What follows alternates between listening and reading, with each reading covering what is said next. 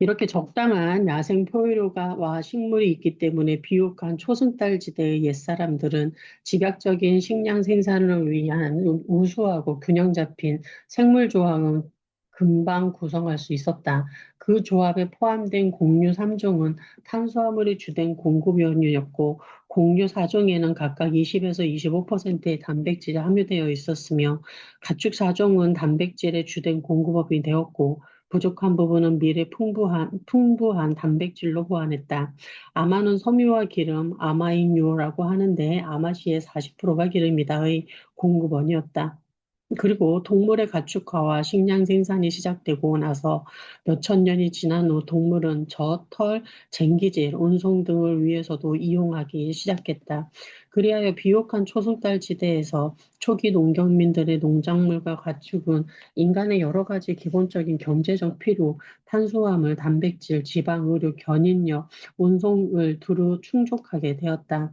비옥한 초승달 지대에서 식량 생산이 일찍 시작될 수 있었던 마지막 이점은 지중해 서부 연안을 포함하는 다른 지역들과 달리 이 지역에서는 수렵 채집 생활의 경제력이 약했으리라는 점이다.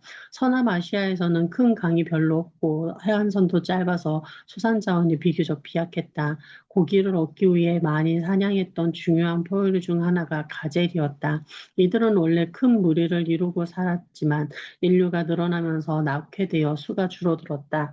그래서 고식량 생산용 동물들이 수렵 채집용 동식물들보다 우세해졌다. 또 식량 생산이 시작하기 전에도 이미 공유에 기반을 둔 정주행 촌락들이 있었으므로 수렵 채집민은 쉽게 농업과 목축 쪽으로 기울었다. 비옥한 초승달 지대의 경우 수렵 채집에서 식량 생산으로 비교적 신속하게 전환했다. BC 9000년까지만 하더라도 사람들은 아직 농작물이나 가축을 전혀 갖지 못해 전적으로 야생 먹거리에 의존했는데 BC 6천년경 이전의 일부 사회는 이미 농작물과 가축에 거의 완전히 의존하고 있었다.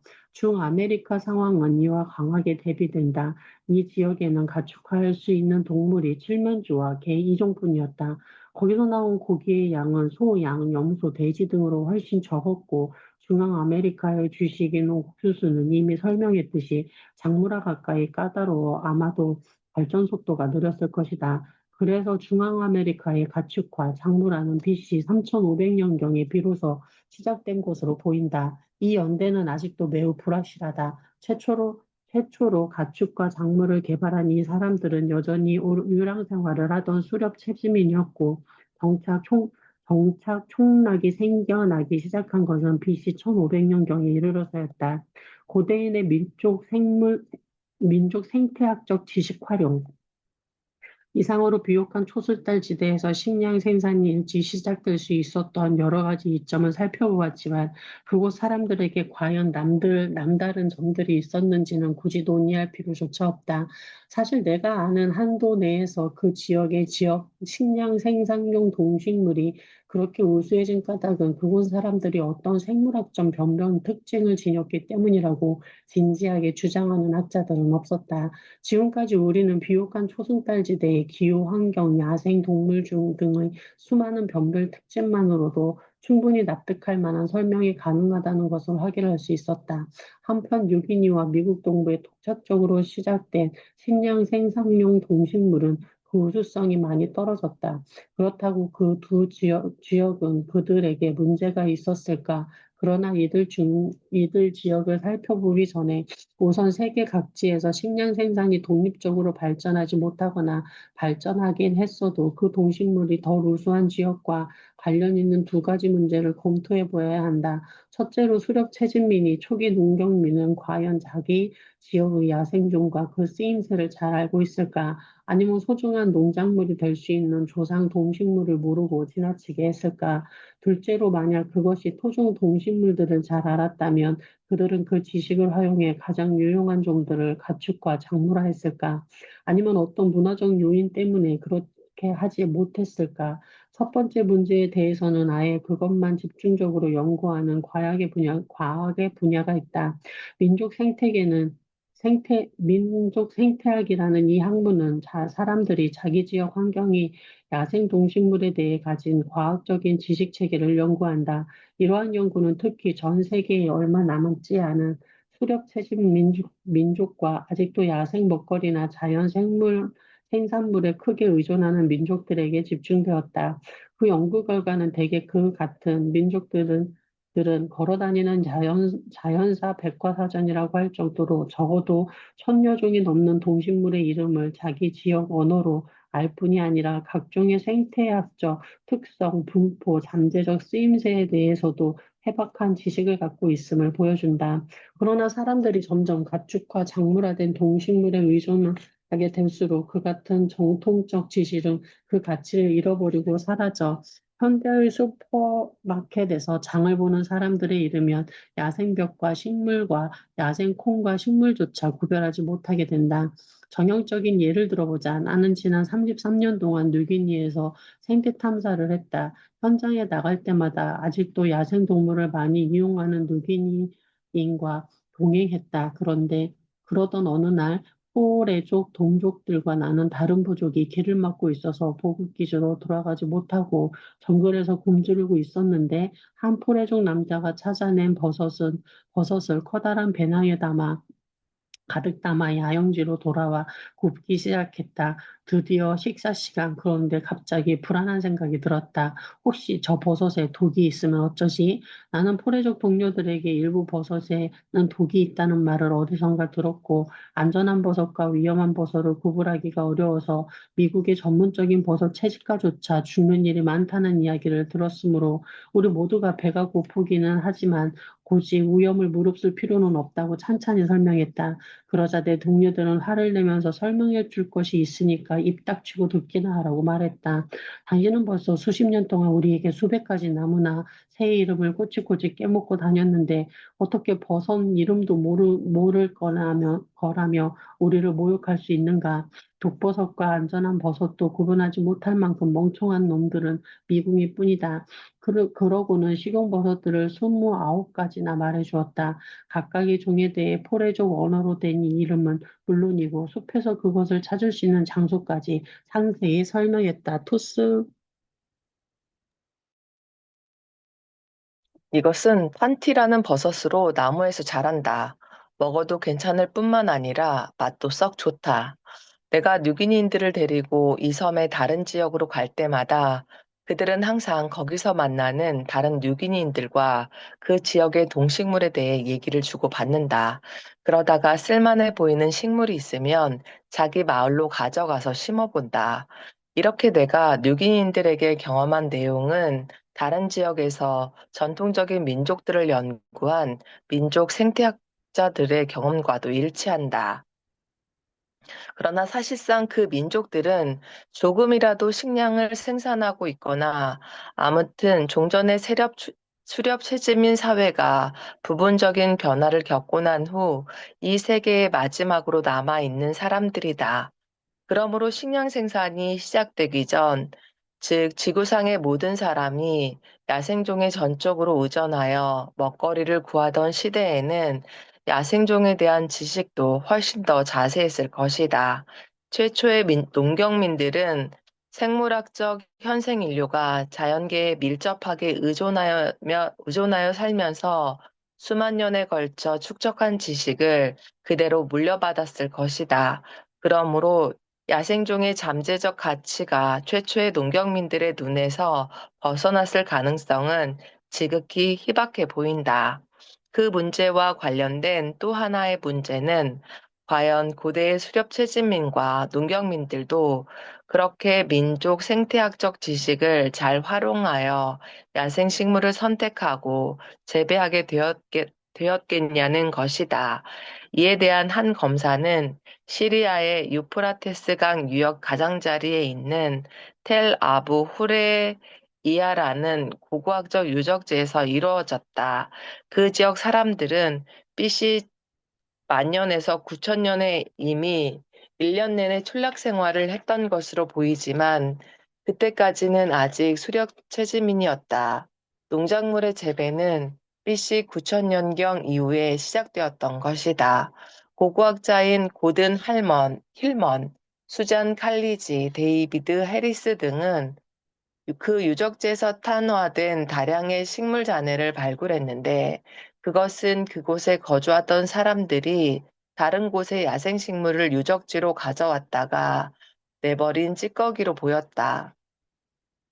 이 과학자들은 700개 이상의 샘플을 분석했다. 각각의 샘플에는 70종이 넘는 식물에서 나온 평균 500알 이상의 확인 가능한 농작물들이 들어 있었다. 이 탄화된 종자들을 조사한 결과 현재로서 확인할 수 없는 식물들을 제외하고 확인된 식물들만 보더라도 그 유적지의 촌락민들은 엄청나게 다양한 자그마치 157종 식물을 채취했다는 것이 밝혀졌다. 이 촌락민들은 몹시 고지식한데 과연 눈에 띄는 종자 식물을 모조리 주워다가 집으로 가져와서 함부로 먹었을까? 대부분의 종에는 독이 들었고 먹을 수 있는 식물은 극소수에 불과했을 텐데 그들은 그렇게 어리석지 않았다. 야생식물을 157종이나 채취했다면 이것저것 가리지 않고 마구 주워 모은 것처럼 보이지만 그 밖에도 그 주변에서 자생하는 종들이 많았다. 그러나 탄화된 잔해 속에서는 발견되지 않았다. 선택된 157종은 세 부류로 나누어진다. 그중 많은 종은 독이 없어서 즉시 먹을 수 있다. 또 콩류와 겨자과에 속하는 식물들은 종자에 독이 있지만 독소는 간단히 제거할 수 있어서 금방 종자를 먹을 수 있었다. 그리고 몇 가지는 전통적으로 염료나 약품의 공급원으로 사용되던 식물의 종자였다. 선택된 157종에서 발견되지 않은 야생종들은 그 지역에서 가장 독성이 강한 잡초들을 포함하여 인간들에게 쓸모가 없거나 유해한 종들이었다. 그러므로 텔 아부 후레이라의 수립체지민들은 야생식물을 닥치는 대로 주워 모으면서 시간을 낭비하거나 스스로 위험을 무릅쓰지 않았던 것이다. 그들은 분명히 현대의 누기인들에게 못지않게 토종 야생식물들을 잘 알고 있었으며 그 지식을 활용하여 가장 유용한 종자식물들만을 선택하여 집으로 가져왔다. 그러나 이렇게 채취한 종자들은 곧 식물의 작물을 향한 무의식적인 첫 단계의 재료가 되었을 것이다. 고대인들이 민족 생태학적 지식을 얼마나 잘 활용했는지에 대한 또 한 가지 예는 BC 9000에서 8000년에 요르단강 유역이다. 이 지역에서는 그 시기에 농작물 재배가 이루어지기 시작했다. 이곳에서 최초로 작물화된 곡류는 오늘날에도 세계적으로 가장 생산적인 농작물에 속하는 보리와 에머밀이었다. 그러나 텔 아부 후레이라에서 그랬듯이 이 부근에도 종자가 열리는 수백 종의 야생식물이 자랐을 것이다. 그 중에서 100종 이상은 먹을 수 있어서 식물의 작물화가 시작되기 전에도 사람들이 채취했을 것이다. 그런데 그들은 무엇 때문에 보리와 에머미를 최초의 농작물로 만들었을까? 요르단강 유역 최초의 농경민들이 식물에 대해 무지했기 때문일까? 아니면 그들이 선택할 수 있는 토종 야생곡물 중에서 실제로 보리와 에머밀이 가장 좋은 것들이었기 때문일까? 이스라엘 과학자인 오퍼 바르 요제프와 모르데카이 키슬레프는 바로 이 문제에 덤벼들어 오늘날에도 요르단강 유역에서 자생하고 있는 야생 볕과 식물들을 조사했다. 종자가 너무 작거나 맛이 없는 종들을 제외하고 그들은 이 벽과 식물들 중에서 가장 맛있고 종자가 큰 23종을 추려냈다. 그 속에는 물론 보리와 에머밀도 끼어 있었다. 그러나 그 두 가지를 제외한 21종의 후보가 모두 똑같이 유용하지는 않았다. 전체 23종 중에서 보리와 에머밀이 여러 가지 기준에서 최선이었음이 밝혀졌다. 종자가 가장 큰 것은 에머밀이고 보리가 그 다음이다. 야생 상태에서 보리는 23종 중에서 가장 풍부하게 자생하는 4종에 포함되고 에머밀은 중간 정도다. 그리고 보리는 그 유전학적, 형태학적 특성 때문에 앞장에서 논의했던 종자 분산이나 발화 억제물의 측면에서 신속하게 유용한 변화를 일으킬 수 있다. 그러나 에머밀에도 이에 상당한 장점들이 있다. 에버밀은 보리보다 효율적으로 수확할 수 있으며 곡류 중에서 특이하게도 동자와 껍질이 밀착되지 않는다. 그 밖에 21종이 가진 단점 중에는 종자가 작다는 것, 물량이 풍부하지 않을 경우가 많다는 것, 그리고 일부는 한 해살이가 아니라 여러 해살이 식물이어서 설령 재배하더라도 진화가 느릴 수밖에 없다는 것 등이 있다. 그러므로 요르단강 유역 최초의 농경민들은 이용 가능한 야생볕과 식물 가운데 가장 좋은 23종 중에서도 다시 가장 좋은 그 종을 선택했을 것이다. 물론 종자 분산과 발화 억제물에 생긴 재배하기 시작한 이후에 진화적 변화는 최초의 농경민들도 전혀 예기치 못한 결과였을 것이다. 그러나 처음에 그들이 다른 곡류를 내버려 두고 보리와 에머미를 채취하고 집으로 가져와서 재배하기 시작한 것은 의식적인 선택으로 종자의 크기, 맛, 풍부한 물량 등 쉽게 확인할 수 있는 요소들을 기준으로 삼은 선택이었다. 텔 아부 후레이라의 사례와 마찬가지로 요르단강의 사례도 최초의 농경민들이 토착종에 대한 상세한 지식을 유용하게 활용했다는 것을 보여준다. 그 지역의 토종식물에 대해 당시 그들만큼 잘 알고 있는 사람들은 현대의 전문적인 식물학자들 중에서도 손꼽 을 정도일 것이다. 따라서 그러한 그들이 작물화에 적합한 쓸모 있는 야생식물종을 재배하지 않고 빠뜨렸을 가능성은 거의 없다고 보아야 한다. 고지대 뉴기니인들의 토착적 식량 생산의 한계. 이제부터는 식량 생산이 토착적으로 시작되기는 했지만 비옥한 초승달지대의 식량 생산 체계에 비하면 분명히 결함이 있었던 두 지역, 누기니와 미국 동부의 농경민이 다른 곳으로부터 더 생산적인 농작물들이 들여왔을 때 어떤 반응을 보였을지 살펴보자. 만약 그런 농작물들이 어떤 문화적 또는 기타 요인들 때문에 받아들여지지 않았다면 우리의 의심은 사라지지 않을 것이다. 다시 말해서 지금까지의 논의에도 불구하고 각 지역의 야생 식물군 속에는 소중한 농작물이 될 가능성이 충분한데도 그 지역 농경민의 어떤 문화적 요인 때문에 활용되지 않은 식물이 있을지도 모른다고 의심할 수밖에 없다는 것이다. 또한 이 두 지역의 사례에서 우리는 역사에서 매우 중요한 한 가지 사실, 즉 세계 각지의 토종 농작물은 생산성 면에서 동일하지 않다는 것도 자세히 확인할 수 있을 것이다. 토스. 뉴기니는 전 세계에서 그린란드 다음으로 큰 섬이며 오스트레일리아 바로 북쪽에 적도 가까이에 있다. 이렇게 열대지방에 자리 잡고 있으며 지형과 생식지가 매우 다양하기 때문에 비록 대륙의 열대지방에 비하면 뒤떨어지는 섬이라 해도 동식물이 풍부한 편이다. 뉴기니에는 적어도 4만 년 동안 사람이 살았다.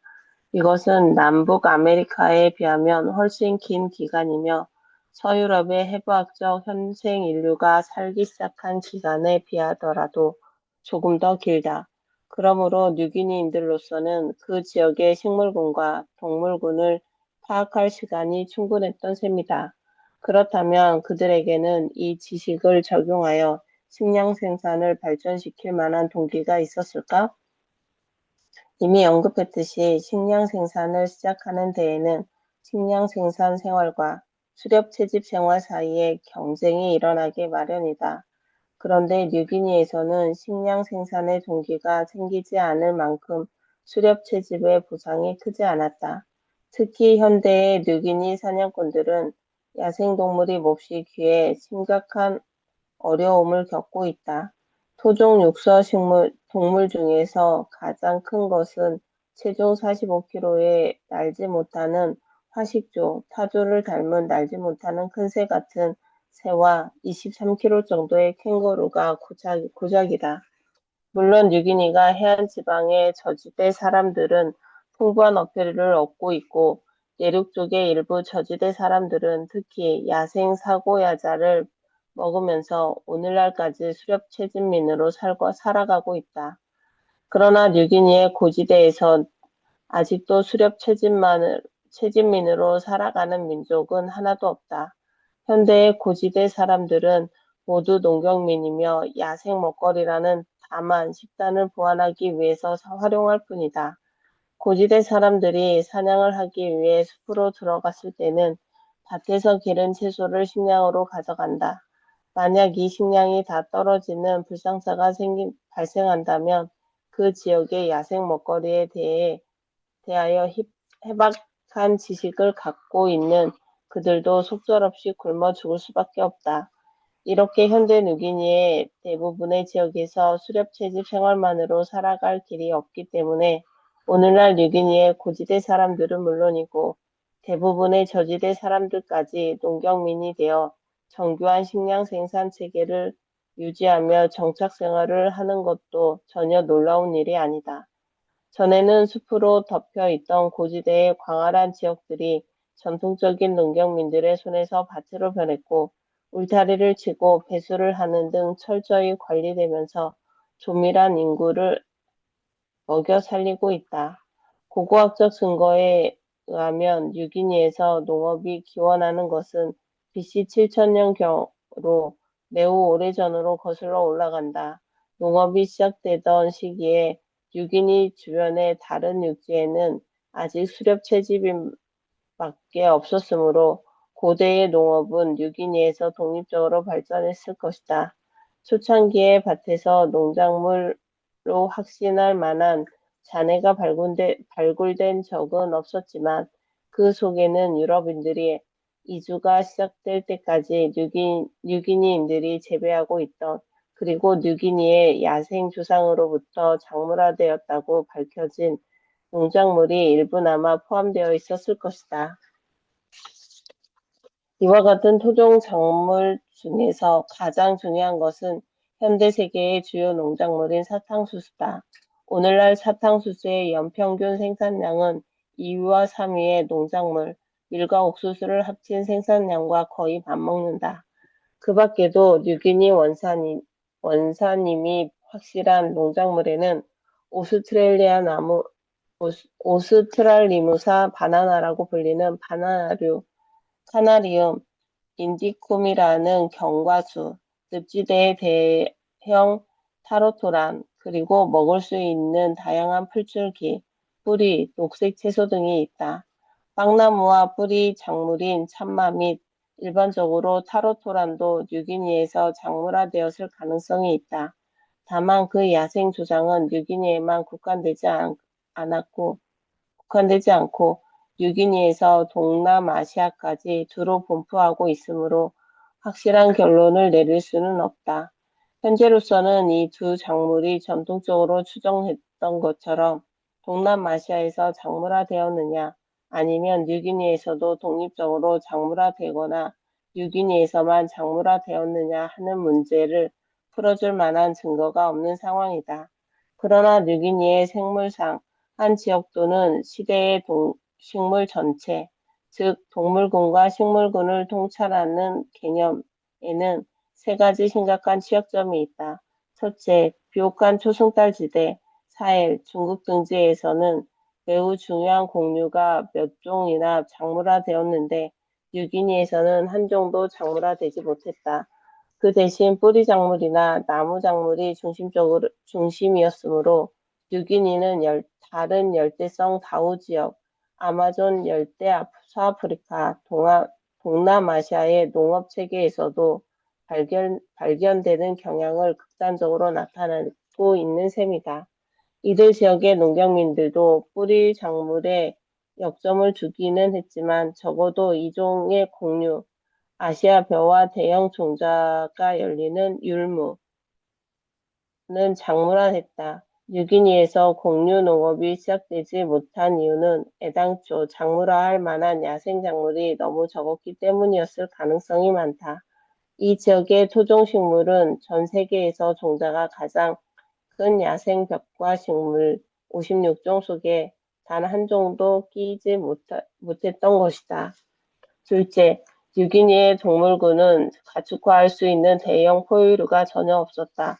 현대 뉴기니에 존재하는 가축이라고는 돼지와 닭과 개뿐이고, 그나마도 모두 지난 몇천 년 이내에 동남아시아에서 인도네시아를 걸쳐 들어온 것들이다. 그래서 뉴기니의 저지대 사람들은 물고기를 잡아서 단백질을 얻지만 고지대 사람들은 심각한 단백질 부족으로 고생하고 있다. 그들이 열량의 대부분을 섭취하는 주식, 타로토란과 고구마는 단백질 함량이 낮기 때문이다. 타로토란의 경우는 단백질이 1%밖에 안 되어 백미보다도 훨씬 적은 비옥한 초승달 지대의 밀류와 콩류, 에는 한참 못 미치는 수준이다. 뉴기니 고지대의 어린이들은 올챙이 배를 하고 있다. 그것은 양은 많지만 단백질이 부족한 식사를 할 때 나타나는 특징이다. 뉴기니인들은 남녀노소를 불문하고 가축화된 대형 포유류나 대형 야생 동물들이 많은 지역에서 먹지 않는 생쥐, 거미, 개구리를 비롯한 작은 동물들을 일상적으로 잡아먹는다. 그리고 뉴기니의 전통적인 고지대 사회에 식인 풍습이 만연되어 있었던 궁극적인 이유도 아마 단백질 결핍 때문이었을 것이다. 마지막으로 고대에는 뉴기니의 뿌리 작물도 단백질뿐 아니라 열량까지 부족했다. 그 작물들은 오늘날 많은 뉴기니인들이 살고 있는 높은 고도에서도 잘 자라지 않기 때문이다. 그러나 수년 전에 남아메리카 원산의 새로운 뿌리 작물인 고구마가 뉴기니에 들어왔다. 아마 스페인인들이 필리핀에서 전해준 고구마가 다시 전파되었을 것이다. 타로토란이나 예전에 뉴기니에서 재배했을 것으로 추정되는 다른 뿌리 작물에 비하면 고구마는 고도가 높은 곳에서도 재배할 수 있고 속도도 빠르며 재배 면적당 생산량이나 노동시간당 생산량도 높다. 고구마가 들어오고 나서 고지대의 인구는 폭발했다. 고구마가 들어오기 전에도 뉴기니의 고지대의 사람들이 살면서 농경을 했지만 토종 농작물의 문제점 때문에 인구 밀도에도 제한이 있었고 사람들이 살 수 있는 고도에도 제한이 있었던 것이다. 뉴기니의 비옥한 초승달 지대에 좋은 대조를 보인다. 비옥한 초승달 지대의 수렵 채집민들이 그랬던 것처럼 뉴기니의 수렵 채집민들도 독립적으로 식량 생산을 발전시켰다. 그러나 그 지역에는 가축화, 작물화할 수 있는 공유, 콩류, 동물 등이 없었다. 따라서 고지대에서는 단백질이 결핍되었고 높은 고도에서 재배할 수 있는 토종뿌리 작물임에도 취약점이었다. 결국 그들은 토착적인 식량 생산을 제한적일 수밖에 없었다. 여기까지 하겠습니다.